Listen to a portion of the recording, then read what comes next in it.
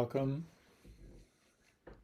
It's great to have you here for this guided meditation and Dharma talk. My name is Jonathan Foust, still is. So glad you made the time to be here. Before we begin, our usual acknowledgements. First of all, part of the whole Monday night experience starts with Rita Moran, our mindful movement teacher at 6:30 Eastern Standard Time. That brings you right here to 7:30 Eastern Standard Time with moi. And after the talk, you can join Ray Manioki, who offers mindful dialogue. And that's probably around 8:35 or something like that, Eastern Standard Time. So mindful movement gets you kind of releasing deep-seated tensions and able to sit still. And afterward, you can connect with like-minded people with Ray. It's a really, really nice time just to kind of check in about your practice and about the talk. All those links are on my Facebook page and on my website if you'd like to join in there. A big thank you to Glenn Harrison for producing this evening and for the Insight Meditation community for hosting this class.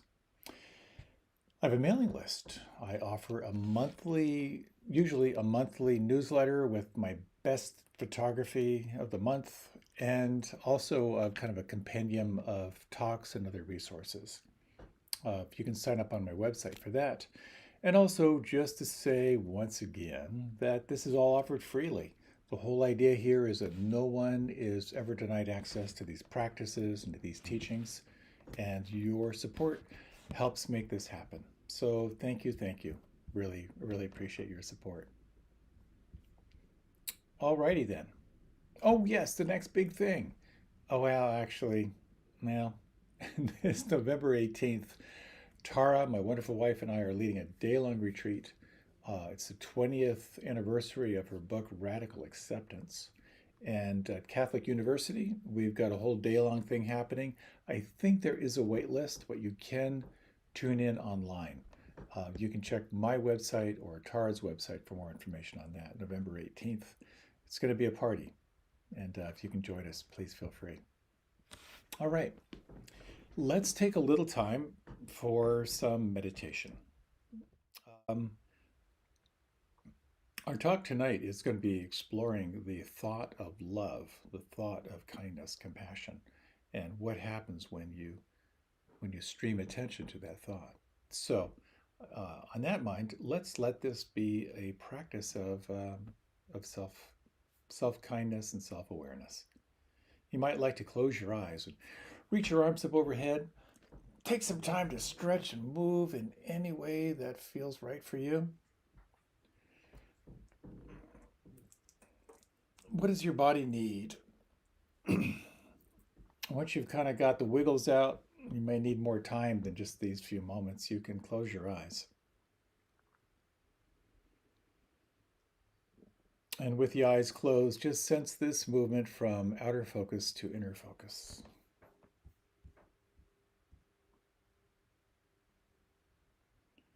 You might find it helpful to bring in some awareness of breath. Just notice, where exactly do you feel the breath the most predominant right now?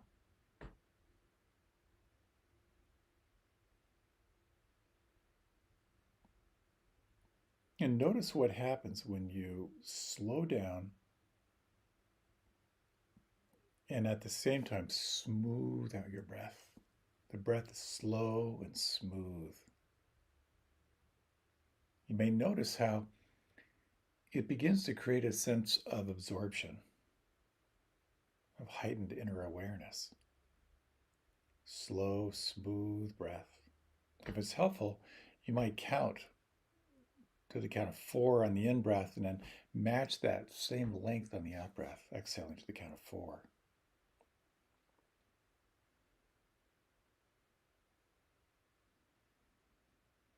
Just one breath invites your attention back inside.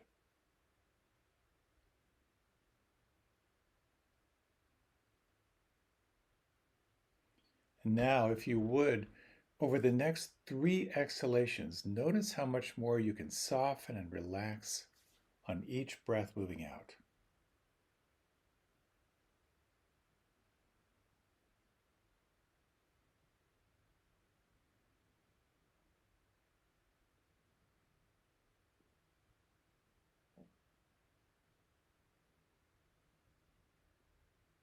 Let's follow this inner movement of softening, relaxation.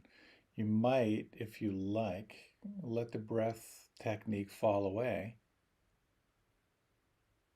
and just feel your breath now completely unrestricted, free flowing, and easy. Effortless breath, and at the same time, awareness of the feeling of the breath on the inside.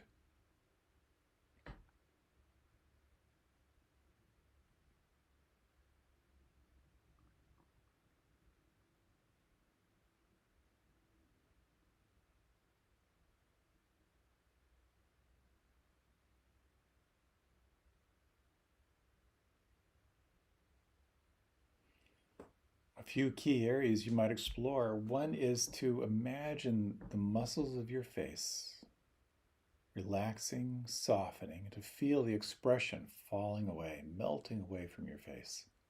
The forehead, muscles around the eyes, cheeks, and particularly the jaw.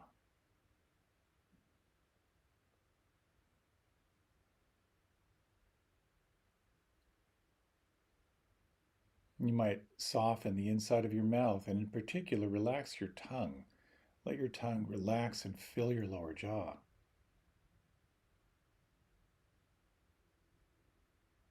And feel this inner settling.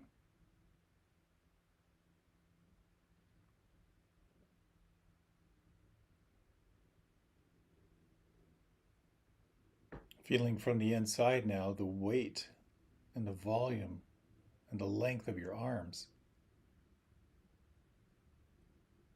And as you feel the heaviness of the arms, letting the heaviness of the arms draw you into a sense of deeper and deeper relaxation and feeling.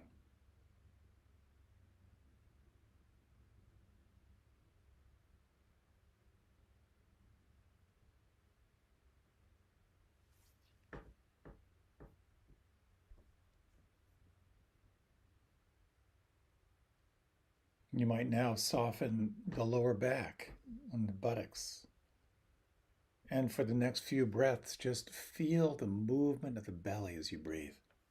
How deep down in your belly can you detect any movement? Subtle rising on the inhalation and falling on the exhalation.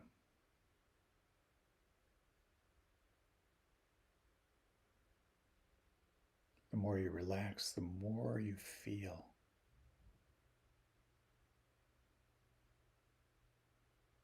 The more you feel, the more you can cultivate this sense of absorption in the here and now. Awake to this inner world of feeling.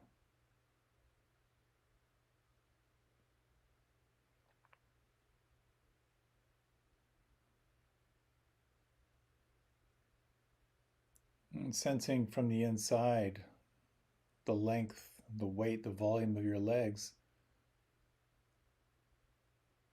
Allowing this feeling on the inside, the volume, the weight of the legs, again, to draw you ever more inward. And you might in particular feel the soles of the feet and the heels. Relaxed, alert.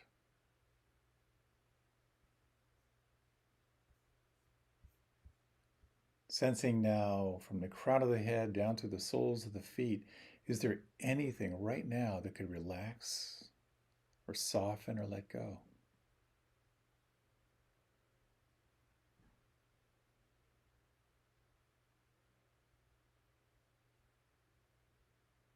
And from this place of relaxed alertness, you might, for these next few minutes, bring your attention to the breath, or maybe to the sounds, maybe to the feeling in the palms.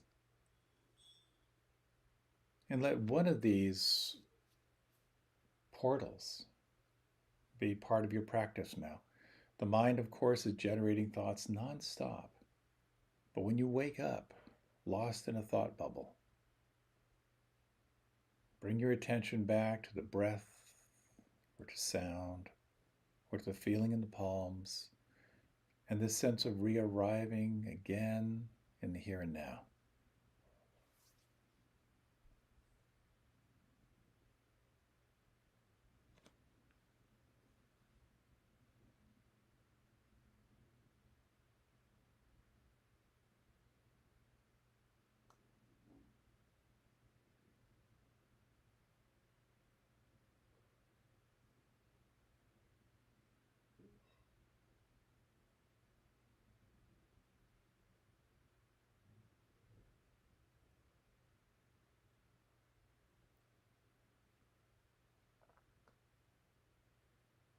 This is a practice where you begin again and again,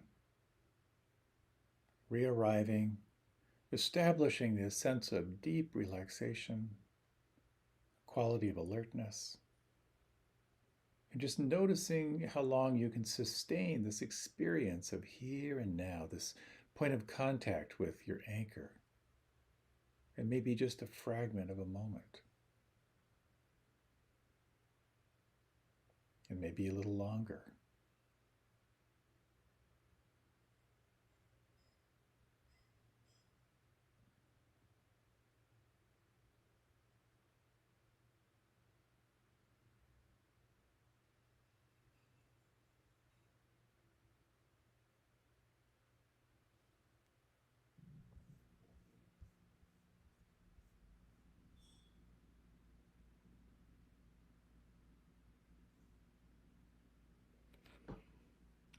And you may notice as you again and again relax and pay attention, this quality of what some call the witness, the observer, your capacity to observe what's changing. And here you might broaden your attention beyond just the breath or sound or the feeling in the palms, 360 degrees, just noting what is changing right now. And can you let it be?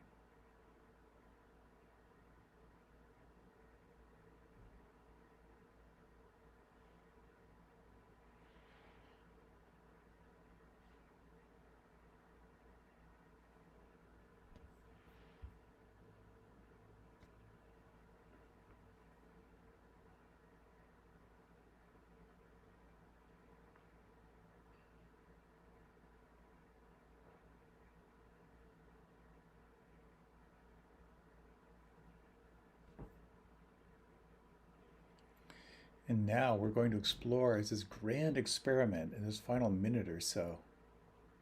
Is it possible to let go of all technique? Let the anchor drop away.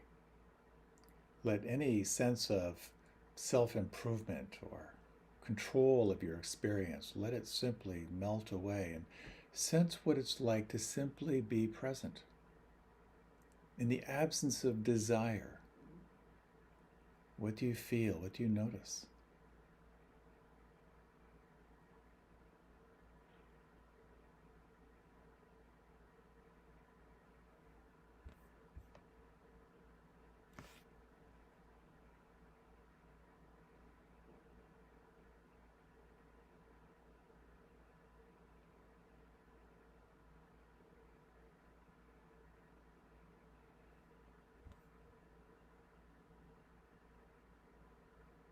Is there anything right now that could soften or relax or let go?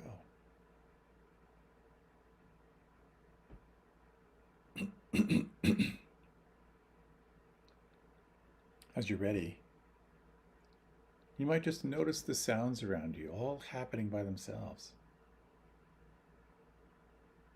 Feel the air touching the skin. You might deepen the breath, let your head drift a little bit to the left and the right. Take this next time for your transition. There's no hurry, no rush. How might your body like to move or adjust or shift?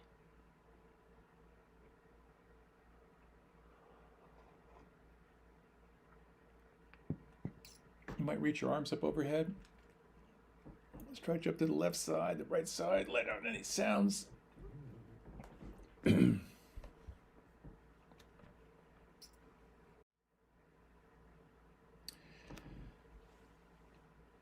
The first month-long meditation retreat I did at Spirit Rock was a very powerful experience for me.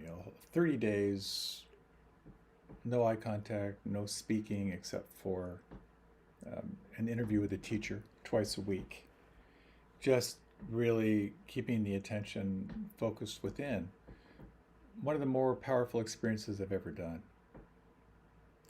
A big part of the retreat was cultivating the heart, or the heart practices.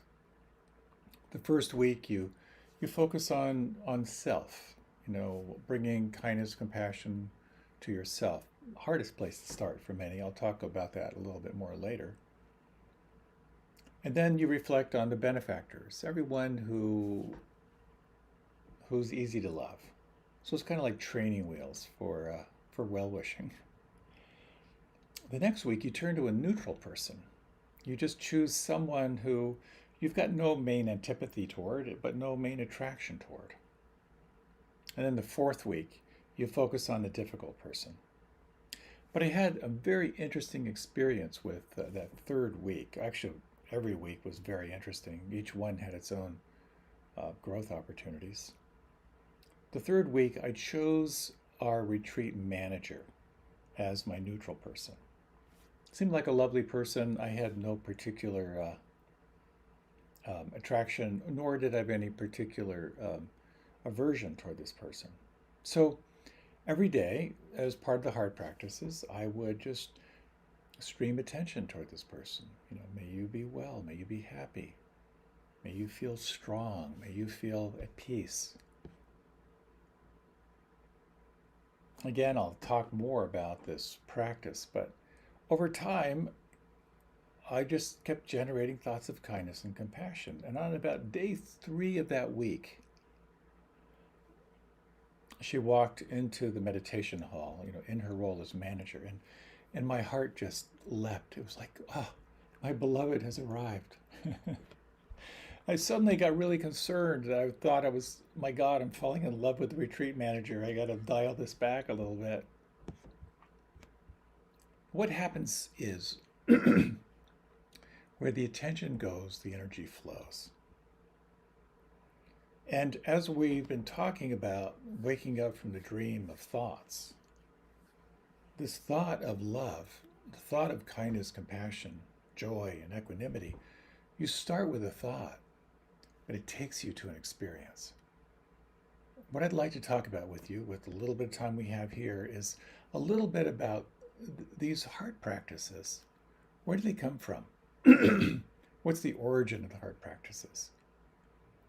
And how this movement from a thought to an experience is so interesting, so juicy.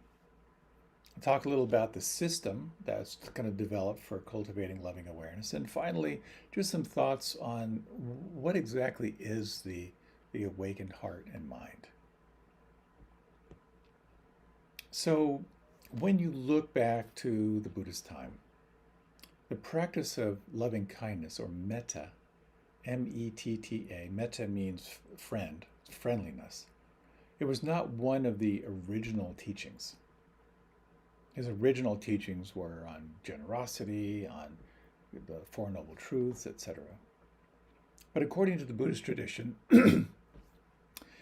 after the rains, the rain period of like 3 months, where all the practitioners are sort of like huddled together I'm assuming under some kind of protection, they would then go off out into the forest to practice for a few months. And when the monks went out there to kind of find their place to sit, they were freaked out. There are all kinds of tree spirits, of like wild sounds, and a very deep belief in kind of ghosts of spirits. And according to the story, the monks ran back to the Buddha. They told him how freaked out they were, asked for some kind of practice that they could do. And the Buddha offered the monks the practice of metta, the practice of loving kindness, and encouraging them offer metta to these evil spirits. So when the monks returned to the forest, they sat in metta meditation, and And here's what they found. They found that the spirits stopped haunting them and actually grew to protect the monks in their practice.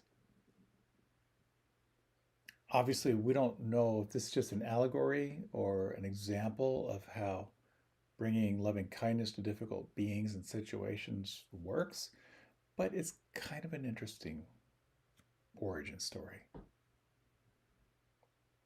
And it's very interesting because really what it comes down to is when something happens, if maybe it's oversimplifying, but if we really break it down to like a binary reaction, either you're reacting out of fear and self-protection, or you're acting out of love and expansion, extending yourself.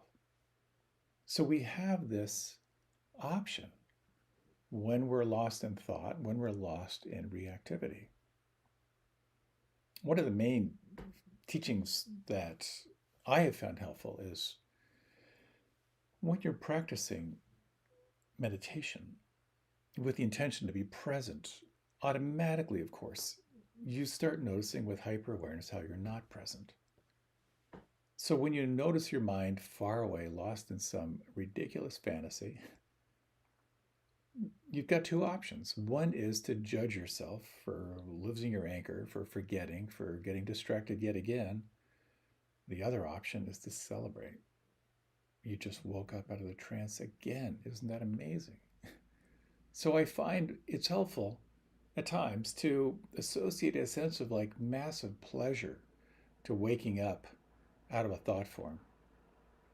And in addition, in practice, to then to consciously relax and look for some pleasant sensation inside in the relaxation. So you actually sort of entrain yourself to not only just not just non-judging awareness when you're lost in thought, but actually let it be a springboard for some kind of compassion, celebration, and maybe even joy. So I'm not big on original text, but I thought it might be interesting to kind of share the Metta Sutta as it was translated.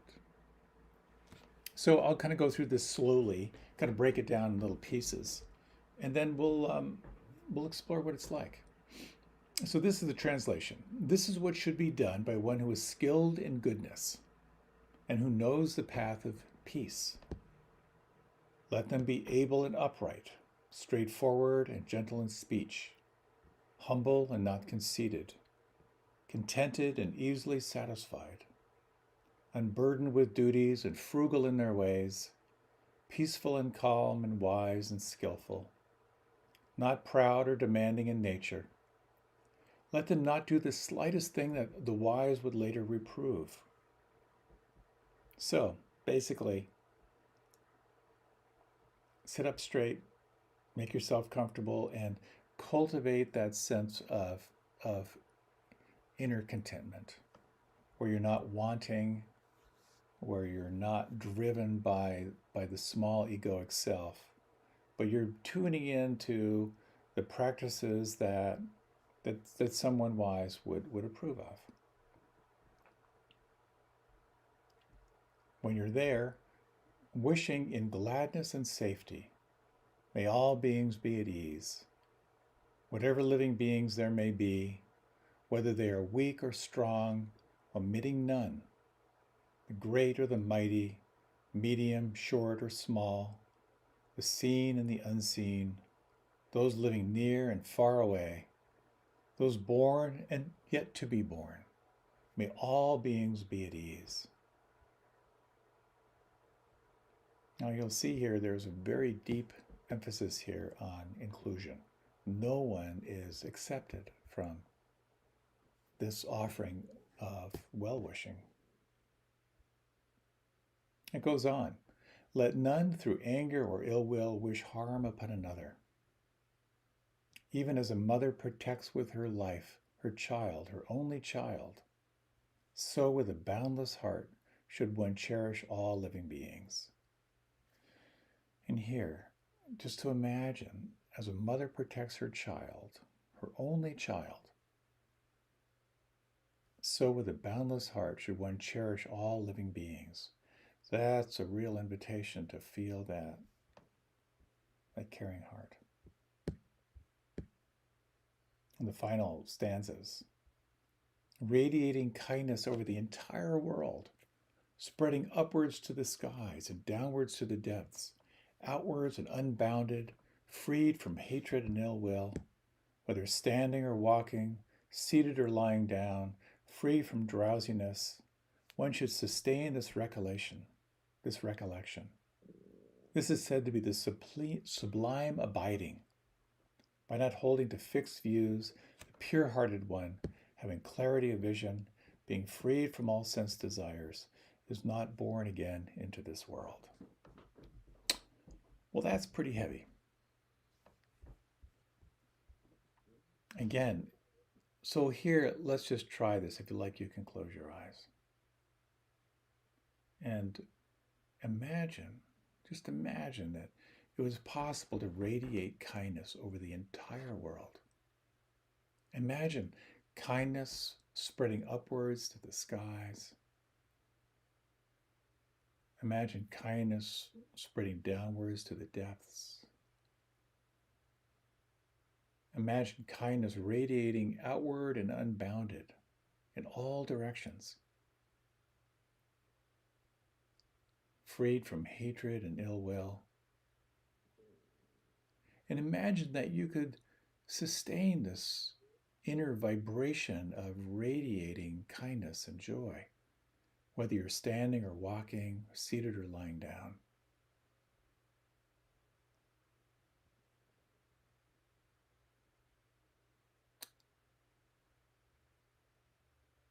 So if you like, you can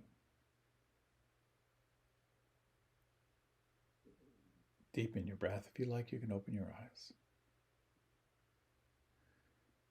So this is actually an integral part of practice, this training of the heart, this training into compassion, joy, and love. And it speaks to what are referred to as the immeasurable states, and we'll talk about that a little bit more. The last line, just want to mention, the pure-hearted one having clarity of vision, being freed from all sense desires, is not born again into this world. What does that speak of? Well, it speaks in part to incarnation, which was part of the kind of the Buddhist cosmology, that when we are caught in desire, we are caught in a wheel, just a wheel of becoming. And this practice of freely offering love, compassion, joy out in all directions, freeing ourselves from want, from desire, actually releases us to sublime states. Ultimately, sublime state where there is no self, and we're just simply awake, aware compassion. So this becomes a really interesting strategy for working with anxiety, as well as a strategy for liberation. Usually what I find is when I'm caught in fear, I'm caught in some form of self-protection. And when I can begin to turn my attention to compassion, to kindness, to joy, and to equanimity or steadiness, my state shifts in a really powerful way. When we shift from thoughts that proliferate a sense of doom and gloom to thoughts of more spaciousness and well-being, we actually shift and create new possibilities. So we have this kind of binary choice at any time, turning toward fear and self-preservation, turning toward love, expansion, and possibility. As we've been talking about waking up out of the trance of thoughts, it's interesting how love, how connection, how compassion and joy starts with a thought. Here's a translation again from something the Buddha allegedly said. and this, I find this to be, there's a lot in here. All experience is preceded by mind, led by mind, and made by mind. Speak or act with a corrupted mind, and suffering follows, as the wagon wheel follows the hoof of the ox. Part 2. All experience is preceded by mind, led by mind, made by mind. Speak or act with a peaceful mind, and happiness follows, like a never departing shadow.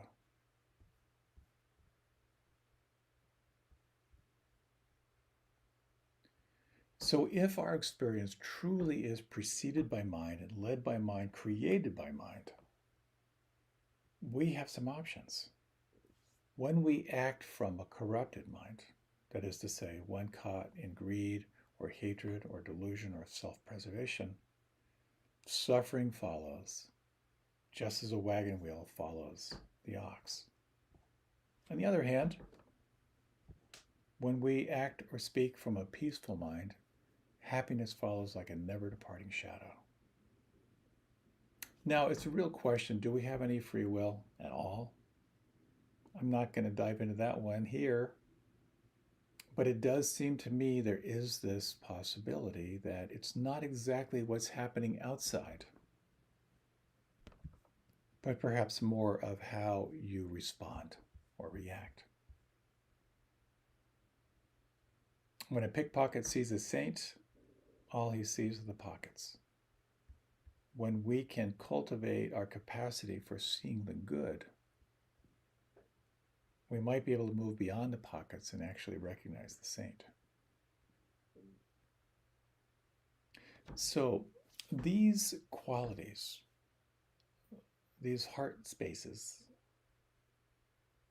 they are often referred to as the immeasurables, the Brahmaviharas, or the divine abodes. And divine abode sounds kind of cool. It also sounds a little bit esoteric. But when you really drop into the idea that these qualities are immeasurable, I find that so interesting. For example, if you like, you can close your eyes. We'll do a little reflection here.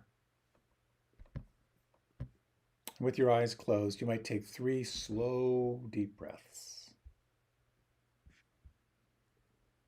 And let's take a moment to reflect on this quality of kindness. You might just sense inside. Recall a moment when you were the recipient of kindness or thoughtfulness. And as you breathe, just recall what that felt like to receive an act of kindness.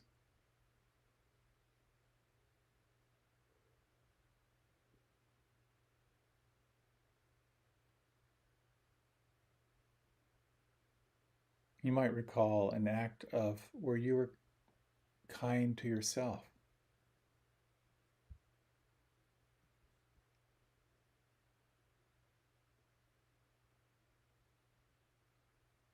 And you might reflect on an act of kindness that you offered someone else or a pet.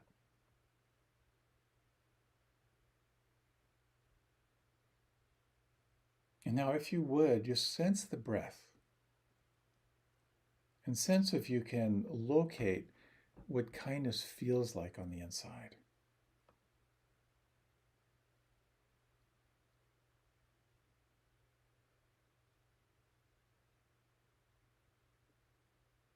Now, what this teaching offers is that this experience of kindness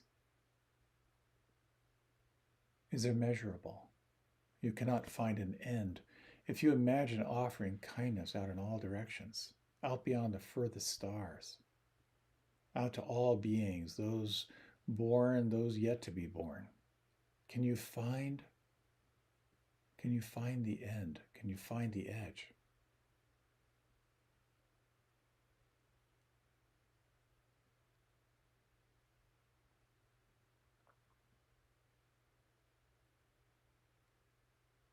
Take a moment to reflect on compassion, of responding to suffering with an act of compassion, this quickening, quivering of the heart in response to suffering.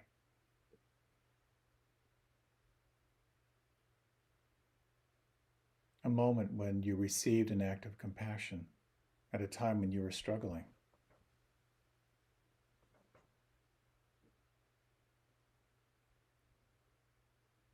Bring into mind someone who may be suffering now, and just sense how you respond inside, knowing that they're struggling right now.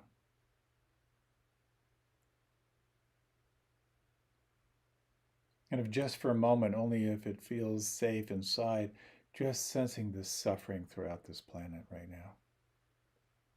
And imagine that you could offer a sense of well-wishing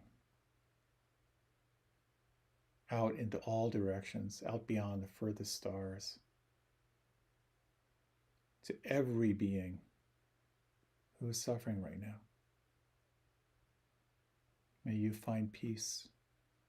May you feel free.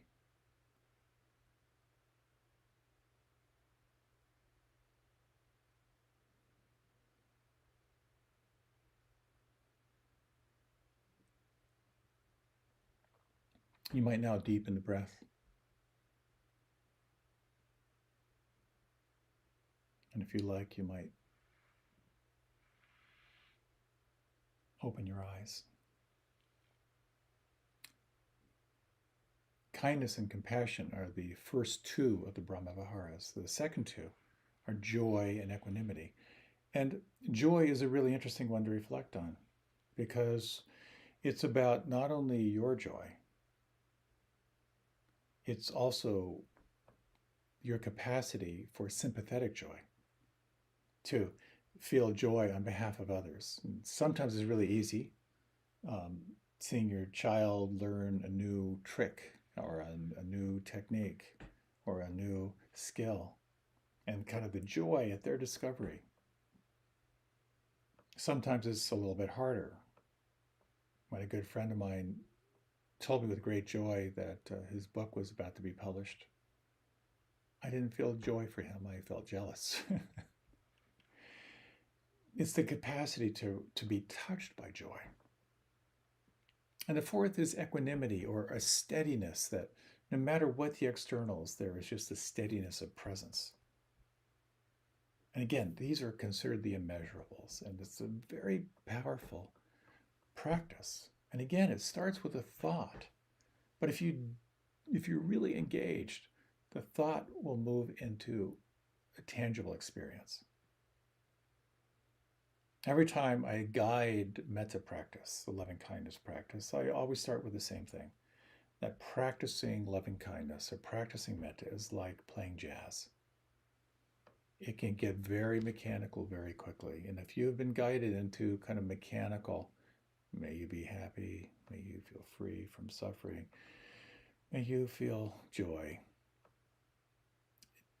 it's just repetition. The intention is to take you into the experience, to really explore what it feels like inside. And so, when we talk about how this works, you start with yourself, which is maybe the hardest place to go. But truly, you have to start with yourself. If there is to be love in the world, there must be love in the nations.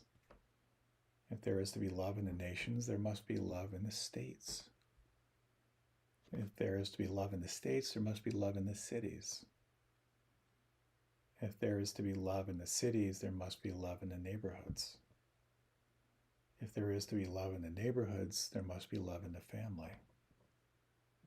If there is to be love in the family, there must be love in the self. So it all starts within. And that's why for many, many people, this practice, this real-time practice of loving kindness is cathartic. It's really quite brutal, because just as you're doing concentration practice and you're focusing on the present moment, you become hyper aware of how you're not present. When you focus on kindness, you are going to notice how mean and petty you are sometimes. We start at the hardest place with the self. We have this inborn negativity bias. I remember I was working with someone on a retreat. They were very, very aware of how hard they were on themselves, this ruthless critic that was constantly hammering on them. And as we were exploring it, I offered the possibility of what if you were able to let up on yourself a little bit? And she instantly said, oh, I'd lose my edge. I'd stop trying. I'd be lazy. That's just one aspect of this mechanism of self-criticism. If I let up on myself, then I wouldn't try. Or in another case, that we're not really deserving of love. So when you practice self-compassion, self-love, when you start with generating thoughts of kindness, compassion toward yourself, when you sincerely explore increasing your capacity for joy, it's kind of like imagining you've got a glass of muddy water glued to a countertop. How do you get the muddy water out? One option is to remove the countertop and pour it out. The other option is to pour in fresh water and you're going to flush out that muddy water. And that's what this practice does. You keep coming back, and you're going to be flushing out those toxins of self-hatred or self-judgment. So how I work it, again, jazz, variation, got to keep it alive.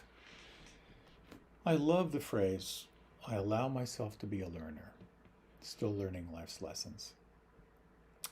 That one just has a little charge for me. So when I send an email out and they go like, oh God, that was dumb. I allow myself to be a learner, still learning life's lessons. That gives me a sense of ease that I have found really helpful. I allow myself to be a learner, still learning life's lessons. The other thing that I find helpful for myself, and again, I talk about this all the time because I need to keep reminding myself, is this whole idea of a fundamental intention to fill my cup to overflowing so I can be present for others from that place of overflow.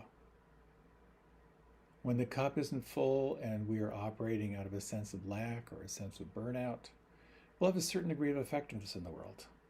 But what I've noticed is when my cup is full and overflowing, it's a lot easier to be present for others. The more light I can hold, the more light I can shine. And that's why when people say to me, you know, this meditation stuff, whoa, it's so narcissistic. My response is, I think it's my responsibility to keep my cup full and overflowing. And if that resonates for you, it becomes a very interesting question. What do you need to fill your cup to overflowing so that you can serve and be present from that place of overflow? The more light you hold, the more light you can shine, the more you can be available for the people you most love and care for, the more awake you can be to the suffering in the world and to be able to respond rather than react. So this practice of self-offering is a challenge. But we have to start there. We have to start there. And again, widening circles, you start with yourself and then you turn to those who are easy. Again, it's like training wheels for generating thoughts of love, kindness, compassion, joy, and steadiness. And you know those people, the people who laugh at your jokes, the people who know you and still like you. Ancestors, for some people, tuning into ancestors is really, really, really powerful. So that moving into there gives you a sense of it's natural, it's easy. It doesn't take effort to wish these people well. And then you turn your attention to those in your inner circle, the ones closest to you. And here sometimes again it can be easier, but still sometimes challenging. Usually here in my practice, I will opt to think of someone who's struggling. Because when I think of someone struggling, it sort of activates that quivering of the heart. And then I could sort of feel that sort of spontaneous, generous will wishing. And from here, if you're doing the full Monty, you can then turn to a neutral person. It could be someone who maybe you encounter on a regular basis and they're just sort of there, you don't really notice them. And just take some time as a practice to wish them well, to imagine them happy, healthy, free from stress. The more you do this, the more you can then begin to turn your attention toward generating thoughts of love toward the difficult person. And here, this becomes a very active, very transformational practice. And there's one particular story that I love. Ram Dass told this story of was um, very devotional. He had a very devotional practice. So he had a whole altar with all his stuff. And at that time, Bob Dole was the Republican leader in the Senate. Um, very pretty right wing dude, not by today's standards, but back then. So he would sit at his altar in the morning, and go like, "Oh, Hanuman, Hanuman, my love flows to you. Oh, Krishna, Krishna, oh, Buddha, Buddha." He had all these, kind of icons up there to sort of stimulate his heart. And he had a photo of Bob Dole. So he would do this, "Oh, Krishna, oh, Buddha, oh, Jesus. Hi, Bob."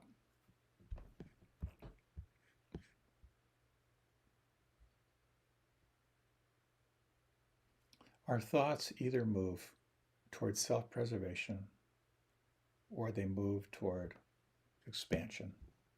They move toward interconnectedness. They move toward awakened heart. I'd heard this story, I don't know if it's true, but of Tibetan monks who were being tortured. And they were trying their utmost not to die so as to not create karma for their captors. Again, I don't know if that's true, but to me, that is an expression of an awakened heart and mind.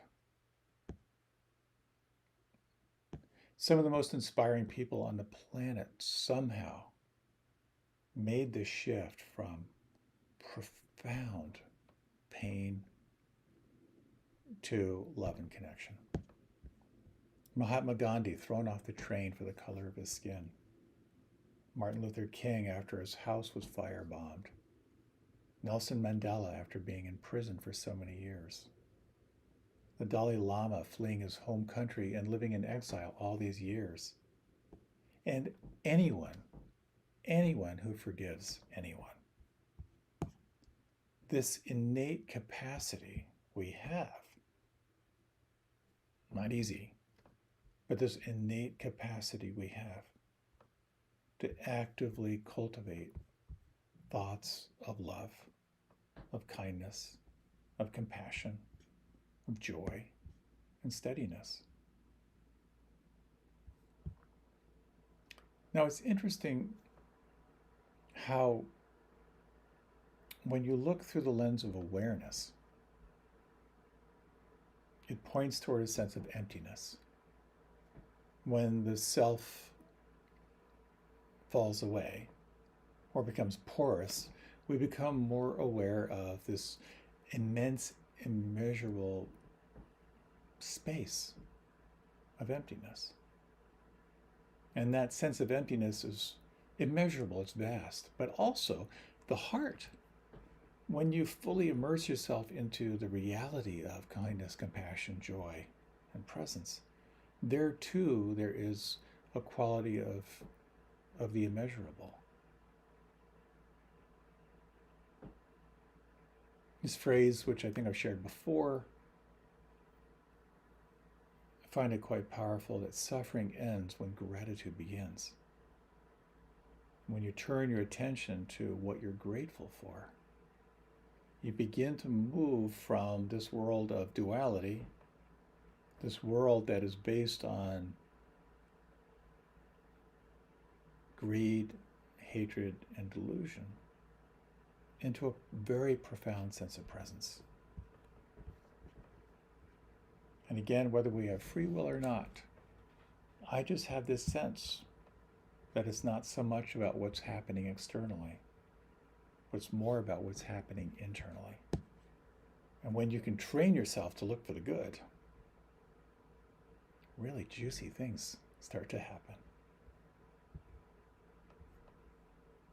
So we've got a little bit of time left. I thought we might close with a reflection. If you like, you can close your eyes. You might take 3 slow breaths.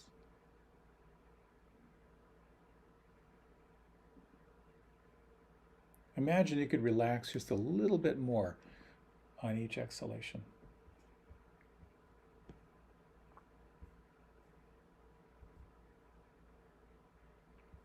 In these remaining minutes, we're just going to explore these steps. You might first, for a moment, feel yourself. You might even bring your hand to your heart if you're comfortable with that. And just reflect on the following words, or find the words that resonate for you. May I feel safe from inner and outer harm.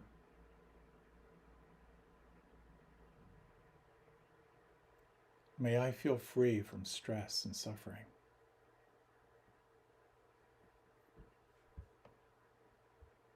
May I feel happy. And can you imagine increasing your capacity for happiness, for joy?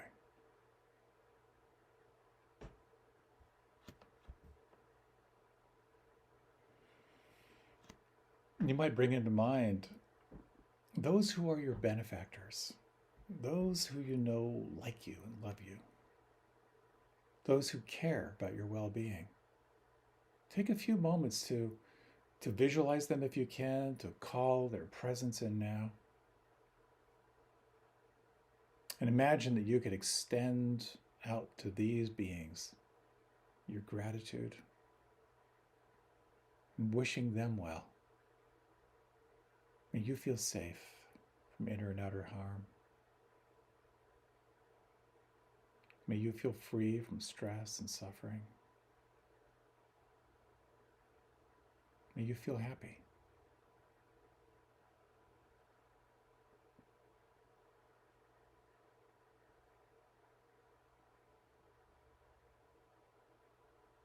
Invoking now those in your inner circle, those who are close in, maybe someone who might be struggling right now, and just feel the response in the heart.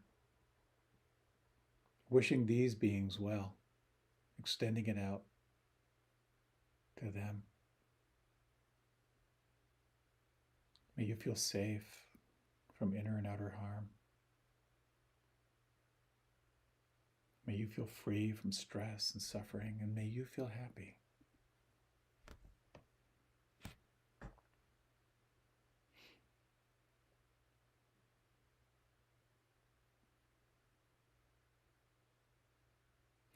You might bring into mind now, just choose someone who's a neutral person. No particular aversion, no particular attraction, but just as a little practice. Maybe someone you see, a neighbor, someone you see on a regular basis. And take a few moments now to imagine you could extend outward to them your best wishes.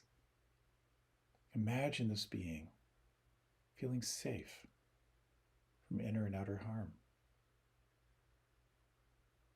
feeling free from stress and suffering, and feeling happy.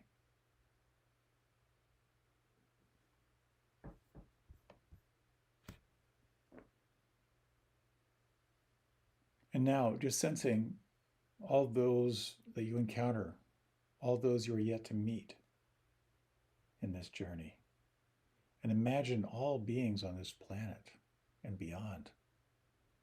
Imagine you could extend this well-wishing out beyond the furthest stars in all directions, excluding no one, including everyone, those who are here, those yet to be born, those who have passed on, including yourself. May all beings feel safe from inner and outer harm.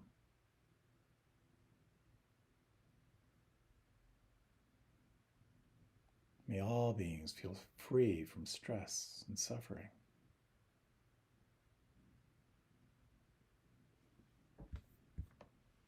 May all beings feel happy.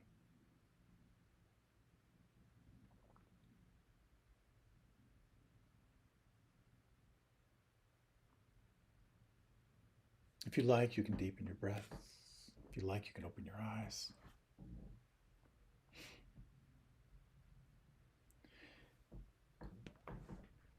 Just in our remaining minutes, with our thoughts, we create our world. I'm very big into the power of questions. And I find quite often that there are certain questions that I can ask myself that bring me into a sense of connection when I'm talking with someone, for example. Just to ask myself, what do I imagine this person is feeling right now? Just that question opens up this relational field and also awakens my own sense of intuition. Or whenever there's conflict, in particular when there's conflict, if I'm with another person, to simply ask myself, well, what do I imagine this person is needing or wanting that's not happening right now? And again, that question evokes a heart space. It's a thought that leads to an experience. Those two relational questions are really powerful, but now I'd like to share like Big Bertha with you, just as a final inquiry before we close. A question you might ask yourself. If you like, you might close your eyes, and if you like, you might bring your hand to your heart and take 3 slow breaths. Each breath out, softening a little bit more than the breath before. Asking yourself the following question.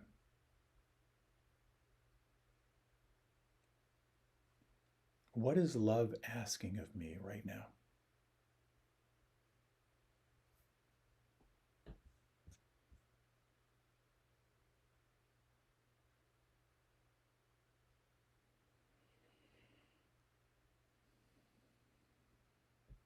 If you like, you can deepen your breath.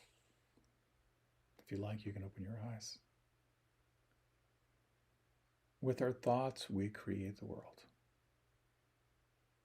When we speak or act from a corrupted mind,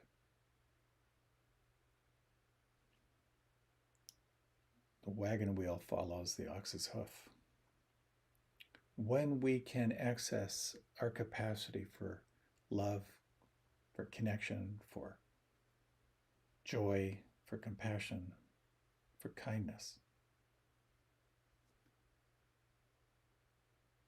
that sense of love, kindness, compassion follows us like our shadow everywhere. And so again, it's not so much what's happening, it's more about that internal process of how you respond, and just remembering in some way that thoughts of love, kindness, compassion, joy, and equanimity are the highest vibrational thought there is. And if you track those thoughts, they'll take you somewhere. Thank you so much for your time and for your attention. So many blessings in your life and in your practice. I look forward to being with you again.